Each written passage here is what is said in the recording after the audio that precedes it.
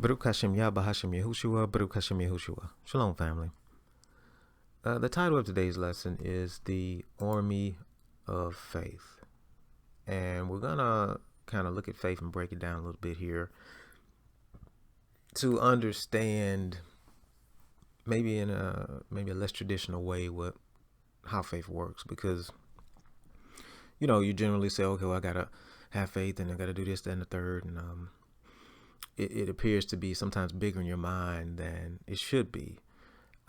That's why the scripture says a faith the size of a mustard seed. We don't make it the situation bigger in our mind than we should. And the reason why is because what Yah has accomplished, it stands. We see through 6 days of creation, it's still standing, including us. It's still moving, it's still living, still impacting, it's still seen, heard, and felt. And there's no different in anything he's done, Most High Yah has done in the Bible, in the scriptures. Any victory that's been won, anything he has ordained and put out into the world, it stands. It will remain. It will still have power. And more than just us looking at it and saying, oh, this happened for so-and-so, so it can also happen for me. That's true. But we have to understand that it's even deeper than that. You can also rephrase that and say, because, for example, Joshua won the battle of Jericho, then these walls are going to fall down for me because it's already been done. And my faith will have to access that. So we're going to approach it from that perspective, okay? But I want to start out with a verse in Ecclesiastes 1:9. Very powerful verse, Ecclesiastes 1:9. It reads, what has been done is what shall be, and what has been done is what shall be done. And there is no new matter under the sun. When people say there's nothing new under the sun, usually you say it referring to maybe something that's negative. All this wickedness, all these things, there's nothing new under the sun. And that's true. There is nothing new under the sun. But we can also apply it to deliverance, things we go through, things that Yah has promised to do for us. It's nothing new because it's already been done. And it says here, what has been done is what shall be done. Okay? So when we look at all of the deliverances and victories and accomplishments that the faith of our forefathers have had, those events are still alive. Okay, because the word is alive. And what our faith does, it basically matches one of those events and pulls that victory out. So it's impossible to lose. It's like, okay, I just have to hold on long enough. Like it says, cast not away your confidence, which has great recompense of reward. It says that you will be rewarded in due time if you faint not. You have to hold out the faith long enough to access the victory that has already been played out and accomplished. Okay. And we're going to kind of look at Hebrews 11. And that's why I call it the army of faith, because in Hebrews 11, it's basically describing the army. And what I mean by that is each one of these events that's talked about can be seen like a soldier, a warrior, I guess, in an army that will then be applied to your situation with a victory that's already been accomplished. It's not even a fight or anything that has to happen. You just have to hold out long enough for this to be applied to you, because it is for you. Okay. All of these victories and all of these accomplishments have been left behind for us. So when you have faith in something, right, and Yah comes and gives you and delivers to you what you believed him for, it wasn't a new deliverance. It was just the application of a deliverance that has already been accomplished in the word. Okay. So, we have to understand that these scriptures are more than just something to read and say, oh, I can have that too. You can do that, and that's helpful. But if you say, okay, it's deeper than that, these things have been accomplished, so they're going to be accomplished again. Because they were accomplished here, all I have to do is just have enough faith to hold out for that to be applied to my situation. So we have different things that happen in our lives that Yah sets up, like I said, in order to prove us or show himself to us. And in Hebrews 11, it might not cover every single thing. You can go through the whole Bible and just pull something here, pull something there, things that have happened that can apply to you in general terms, or enlarge your territory, or get back something that was stolen from you, or deliver your children from death. And, these things are in Hebrews 11 listed out. Like I said, not every single thing, because the writer didn't have time. Like you said, I don't have time to list everything. But it can be found here in the scriptures. Your deliverance can be found there. What you're going through and what you need can be found there. Okay? And you just have to hold out faith long enough in order for it to be applied to you. There's no war that has to happen, so to speak. The only war is you holding on. So I said you have the faith the size of a mustard seed. You just have to have enough and hold on long enough. And then the war that has already been fought and accomplished and won in the Bible gets applied to you. Okay? Whether it's like a David and Goliath. Some things look like Goliath, and we talked about that. But since David won, okay, it's already in motion. You just have to access that particular event. Okay, so that your faith accesses the victory in that. And in a spiritual sense, that fight is happening, but you know the outcome of it, right? We have the script right here, and we know who wins. So you have to look at it like that. Now, we're going to look at Hebrews 11. We're not going to go through every single verse. I mean, read it in totality when you get a chance, and you can get a full impact of it. But there are some things I want to kind of point out through here that hopefully will encourage you and have you think about faith in a different way. That it is an army of victories.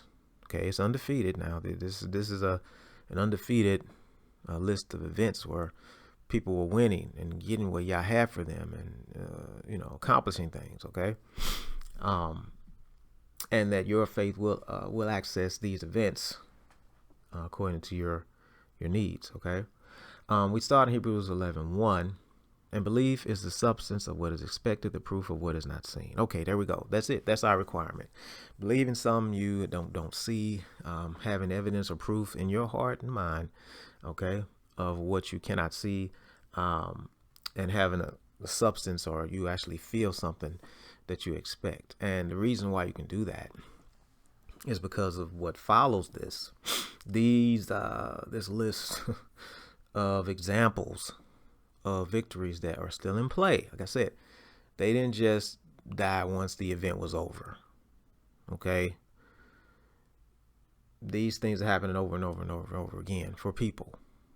They're being applied according to the person's faith. So basically, Goliath is being slain over and over and over and over and over again. Okay? In a spiritual sense, it's being applied to your situation. If you are facing something that seems to be bigger than you, something that seems to be overwhelming to you, then that's what the event, your faith, that you just know somehow it's going to work. Somehow Yah's going to do something for me. I'm just going to believe that I'm going to have a victory in the end. Then that's the event that will be accessed and applied to you. Do you understand? This is where I'm going with this, that your faith accesses these different warriors. Like I said, each event can be seen as a warrior in an army, and then that is applied to your situation.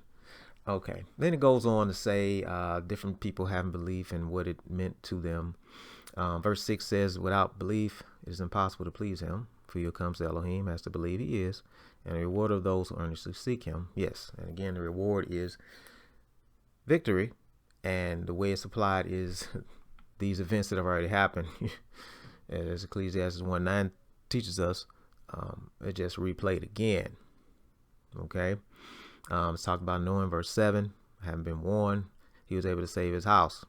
Okay, this again, somebody needs to save their house right now. Somebody has things going on in the household, whatever it is, whether it's financial, whether it's medical, whatever, spiritual, whatever.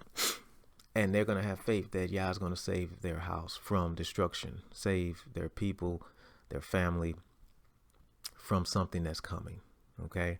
Or that the devil is bringing, or that even Yah himself is bringing to those who are not in line with him, all right? But if you have faith that a house is going to be protected from this, okay, then, and believe it, and, you know, Yah will come in, again, like I said, these things are replayed, and tell you certain things to do.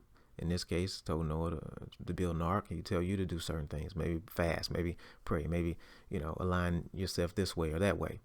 And then you just believe that somehow this is going to work out. Then this victory here, this deliverance that Noah had, is going to be yours. And, you know, for all those in the world, and in a broader sense, who trust Yah, this victory is going to be theirs too, because plagues are in the land, as we see. Things are coming, as we know. And this particular victory right here is going to be applied to all those who believe that they will be spared from that wrath, okay? Again, it's replaying again. And so we can keep going. Okay, like I said, I'm not going to read all these things, but we have to understand this is one of the applications of how our faith works. Hebrews 11:8. By belief, Abraham obeyed when he was called to go out to a place which he was about to receive as an inheritance, and went out not knowing where he was going. And again, it's applying to somebody. Somebody's doing something they're not too sure about how it's going to turn out, but they feel that Yah's instructing them to make that move. To you know, and a lot of us had to do that, whether we left Christianity, you know, left certain things that in the world that we, once we realized who we were, okay, we had to kind of go almost blindly into this new journey, and we didn't necessarily know how it was going to turn out. We just have to believe that Yah is going to fix this. He's going to turn it out for our good, right? So then you're accessing this. What Abraham did. He believed, he went out, and then he got an inheritance. He got blessed. Okay, but Yah, through his obedience and belief, Yah came in and gave him, you know, lands and peoples and things of that nature. So this deliverance would be applied to someone as well. You understand what I'm saying here? Because everybody has different situations, and, you know, it may be a smaller scale than Abraham, but it's the same type of deliverance, right? You're going into something unknown. And one of the biggest applications of that is a lot of us, you know, getting out of Christianity or whatever we were in and realizing, hey, that's not the way. And you're going into an unknown territory for you because it's something you had never done before. So this then victory here that was already accomplished by Abraham is now applied to your faith. You understand? Okay, verse 11, belief also Sarah herself was enabled to conceive seed and bore a child when she was well past age because she deemed him trustworthy. Okay, example of this can be not always like a child, but something else can be conceived and born into your life. It seems like either age-wise or circumstance-wise you are not able to do. Again, that's a general term, but there are people in situations like that. They might feel they're too old for something. And it could be something as small as I'm too old for this job, or too old for whatever. Or my situation, the situation I'm in, I won't be able to do this. Normally, you can't do it when you're in this spot or whatever. Again, you have to apply it to your life. But you can then have a blessing be birthed into your life when it appears that you might be past that time or that circumstance. It may seem like this can't apply to me. Because of whatever circumstance I'm in. But your faith can access this deliverance here. Okay, hopefully I'm making sense here to you, because what we're doing is looking at the fact that all of our deliverances have already been accomplished. Okay, and we can go in Hebrews 11 and throughout the Bible, go to the Old Testament and see the deliverances of Israel and the accomplishments that Yah had given them. And we can apply them to situations we're in. And we just have to understand, okay, our faith just has to access this victory. So let's hold out and let's understand that in due time, Yah will apply this to my life as well. Okay. And goes on to talk about Abraham willing to offer up Isaac, his only son, willing to offer up something very important to him. Very important to him. knowing that Yah will fix it some kind of way. Like I said, it may not apply where you offering up a child or anything. I'm saying something is very important to you. Okay, something you think is needed, that you're willing to give it up. Okay, and of course we know he didn't have to give up anything. It was a test, but the victory that was accomplished here and the things that came out of it can be applied to you as well. Okay. Then it goes on in Hebrews 11, 23 through 30 to talk about Moses and how he left Egypt, and through his desire to serve Yah and not even have riches in Egypt, it resulted in deliverance of Israel out of Egypt. Okay. They came through the Red Sea, verse 29, on dry land, which is a miraculous thing. So, and it seemed like they were in trouble. They had nowhere to go. They had Pharaoh and his army behind them and a sea in front of them, and it looked impossible. And the enemy was closing in. I mean, we're going to have situations like that, right? Where it looks impossible, like, you know what, it looks like there's no way out for me. This is when your faith holds out and you say, you know what, I know this is going to happen because the victory has already occurred. All right. Sometimes you're going to know which situation is going to be applied. Other times you may not, but you understand the deliverance is coming. And then Yah will then apply that victory to your faith. Because all these things are still alive. I'm telling you, all these things, Ecclesiastes 1:9 says, will be again. They will replay. And in a spiritual sense, these battles are happening. And your faith is then kind of the bridge to get to that deliverance that has already been accomplished. Okay. So you look through these and you see, okay, and as you read that, man, this pretty much covers every life event I can think about. And like I said, the writer couldn't give you everything, but you can go through the Old Testament, you can go through Apocrypha too, and you can find all kinds of deliverances that Yah brought to those who trusted him. Okay. Verse 30, the walls of Jericho fell, haven't been surrounded for 7 days. Okay. Then there was something that, what Yah wanted for them was on the other side, but it seemed like they couldn't get past the wall. Again, blessings that you desire and things you know are for you or feel are for you seem to be blocked off by something, right? Some obstacle. Again, you just have to believe that that wall's going to fall. And because it already has, all right? And not so much, oh, it fell for Joshua. Yeah, but it also fell for you at the same time. You understand? It's already been done. That's how you know it's already done. Because it's here. And these things written here are for us. Okay? And he goes on in Hebrews 11, 32 through 35. That's why the writer starts to say, I can't even tell you everything. It says, what more shall I say? For the time will fail me to relate Gideon, Barak, Samson, and Yephet, also David, Samuel, and the prophets, who through belief overcame reigns, worked righteousness, obtained promises, stopped the mouths of lions, quenched the power of fire, escaped from the edge of the sword, out of weakness were made strong, became mighty in battle, put foreign armies to flight.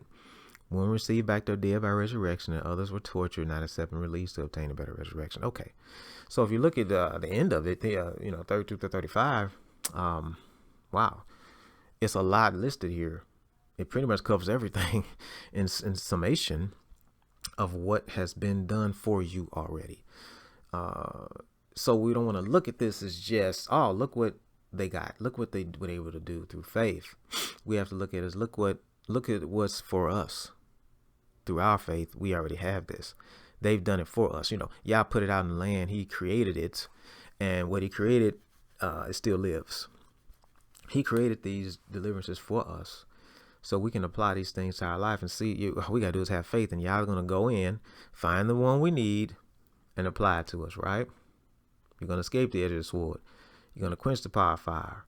You're going to be made strong in weakness, mighty in battle. You've probably been through these things and already know what's happened. You're going to overcome reigns. It don't matter who it is, work righteousness, obtain promises. These things are going to happen. Stop the mouths of lions. It's going to happen in our lives because it's already been done. Okay. And what our faith is designed to do is to access this army, these events that have already been played out and already won. So when you come into a victory, just understand it's not new. It might be new for you. It's not new. You didn't just create a victory. It was already created and it was just applied to you. Okay? All you had to do is have faith. That's why majority of the time we don't have to do anything but have faith. We don't even have to move or, every now and then y'all have you do this, do that, put somebody or some situation in place and have little things happen for you to be in the right position, right? Because he's perfect in aligning you. Alignment has to be right, right? But all of the heavy lifting, right, has already been done. And that's one of the biggest promises that you can get out of this, that whatever it is, and when you repent, when you understand you gotta live a set apart life, the power to do that has already been done. The power over death, the sting of death, being separated from Yah, being able to avoid that, being able to not be out here serving the devil, right? That power is it's new in your life, but it's not new. That deliverance is already given to us by Messiah. You understand? You just accessing it. So all these accessing is what we're doing. We're accessing something that already exists. That should actually make your faith stronger, because you should know that the victory is there. You're accessing it, because people say, well, you already won, and I've said that you have to believe that way. But you get more in depth on it, you can see that, hey, I already won because it actually did already happen, and I have proof that it already happened because it's written right here that my victory already occurred when it happened for Abraham or Samson, or Samuel or Elijah or whomever. It happened for me at the same time, see? And others who will go through things similar to this and have to have enough faith to access that deliverance that Yah put in the land, okay, for his people. So hopefully this will encourage you. Let's go back one more time. Ecclesiastes 1:9. What has been is what shall be. What has been done is what shall be done. And there is no new matter under the sun. Okay, so understand that and how our faith ties into that statement. Okay, and we access a whole army of faith with warriors who've already won. Okay, again, you can look at each scenario and situation as a warrior that is applied to you, who already won. Don't have to go out and fight. They already did. So these things are done already and should prove to us the power in Yah's word, okay? Because many of us can attest to having all these different victories and things happening for us that may have seemed impossible or didn't know how we were gonna, have what we got or how it was gonna come together, but it did. And you can go through and find where that victory was that was applied to you. It's kind of what you're doing. You're just finding which victory was applied to you when you look in the scriptures, because it's already been accomplished for us. Okay. So again, you can read Hebrews 11 in its totality when you get a chance, and just understand that your faith is kind of just a means to getting that victory that's already been accomplished. Okay, so that's why we don't give up. I don't care if it seems like it's been years. I don't care how long it's been. Yah does not count time like we do, in a linear type of way, in a chronological type of way. And Yah's sight is, it's already applied to you.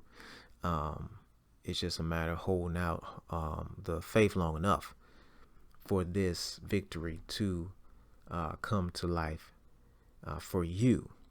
Okay, because it's already out there. It's a living thing, and it is for us. So continue to read, continue to pray. Until next time, hallelujah, and may Yah add a blessing to his word.